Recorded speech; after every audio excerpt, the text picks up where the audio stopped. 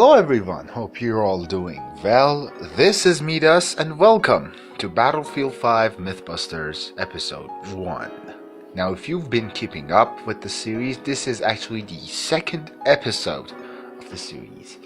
Last episode was a mix of myths regarding the PR moves of Battlefield's marketing team. Not every single one of them, but perhaps the most controversial ones.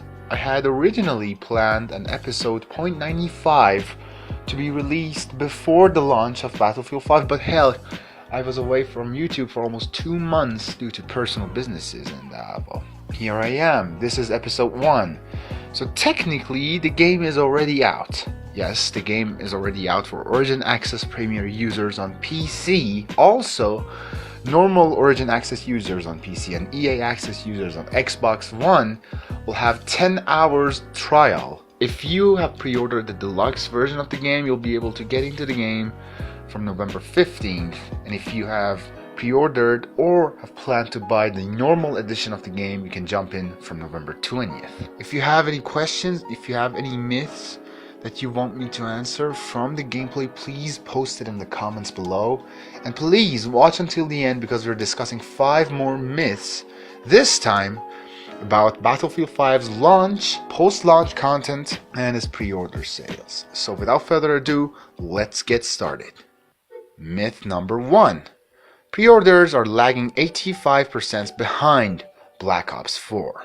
Now, this is strange, because this is actually a very old story, something that was kind of, a very bold title when it came out. Now, I don't remember the specifics, but I do know a lot of majorities that I want to discuss with you guys. So before we proceed, this myth is busted. And I'm sure that a lot of you guys watching know that this myth is busted. But if there's a portion of you that don't know, here's why.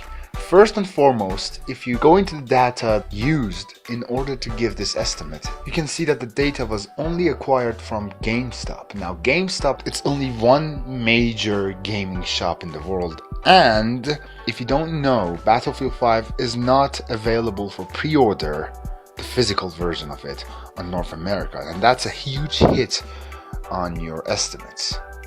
Take that into account. And know for a fact that a lot of users have Origin Access Premier. And I know a large portion of EA fans have Origin Access Premier on PC. And also take that into account, if you have Origin Access, the normal Origin Access, or EA Access on Xbox One, you will have to wait for a little bit, like just a week or so the game will be available for Origin Access, or / you can actually buy it on a limited discount price.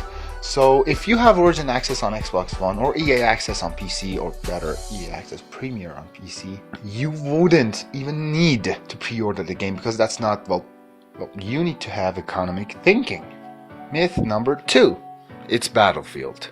It's all about multiplayer. Now this is partially true, isn't it? No.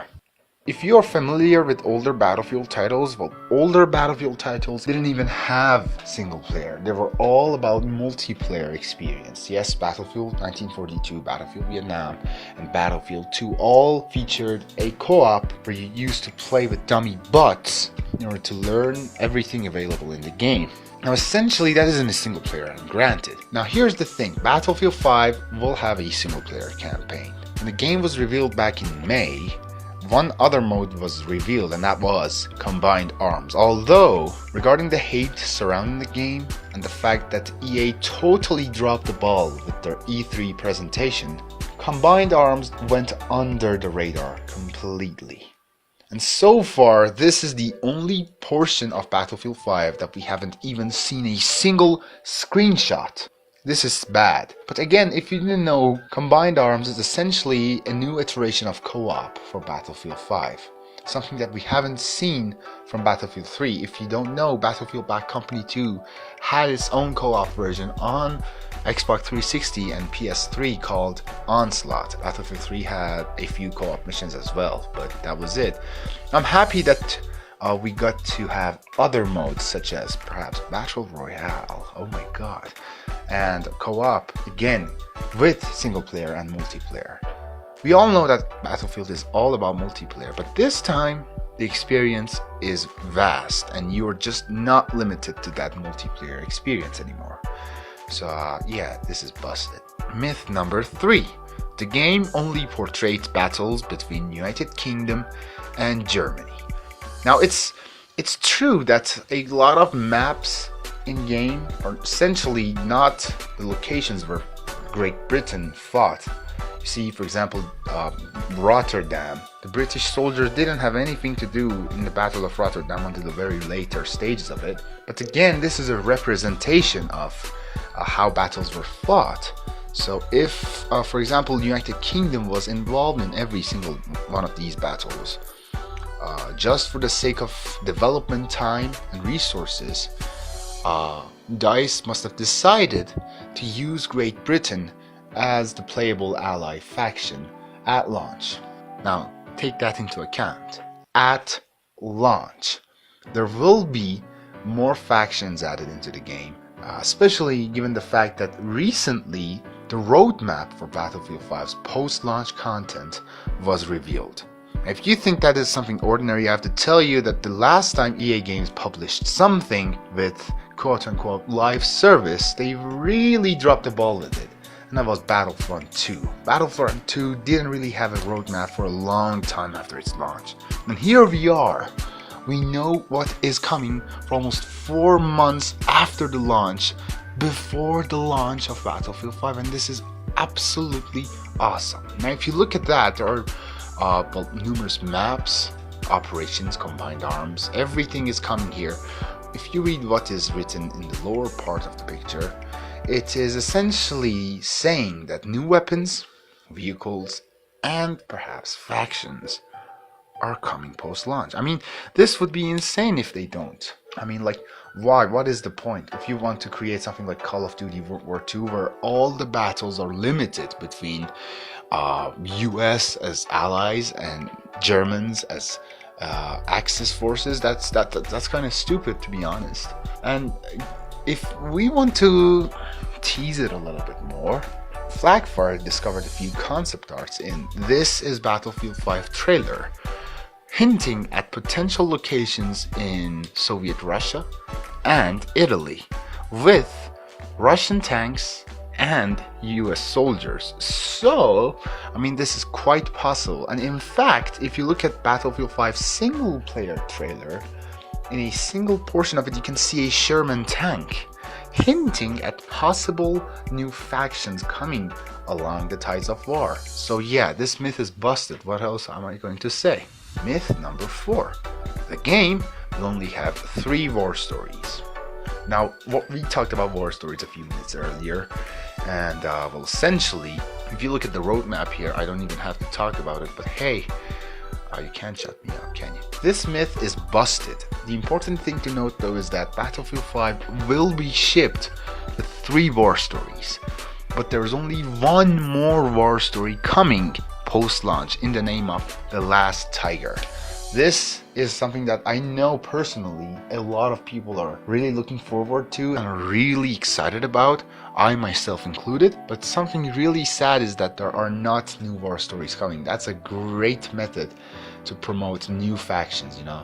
When you want to, for example, when you want to introduce Eastern Front, you can add a war story with Eastern Front theme. But this isn't going to happen, unfortunately. Myth number 5. Battle Royale will be shipped at launch. Whoa, Battle Royale. The icing on the cake. Every single gaming company with FPS titles at hand are thinking about this bullshit right now. I'm sorry if I'm saying like this, because I don't really like Battle Royale. In fact, I would have been happier if there was no Battle Royale announced for Battlefield 5. But hey, COD does it, why don't we do it?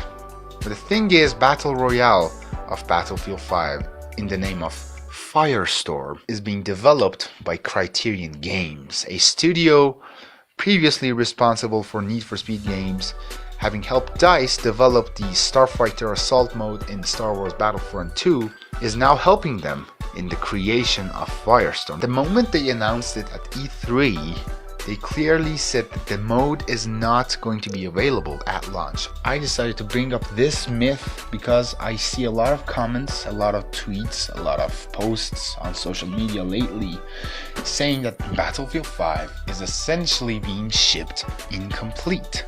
This isn't right.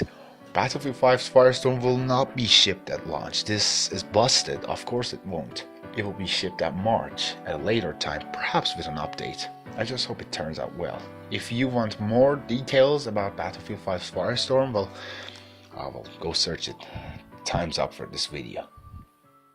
So, ladies and gentlemen, here we are, the end of Battlefield 5 Mythbusters episode 1.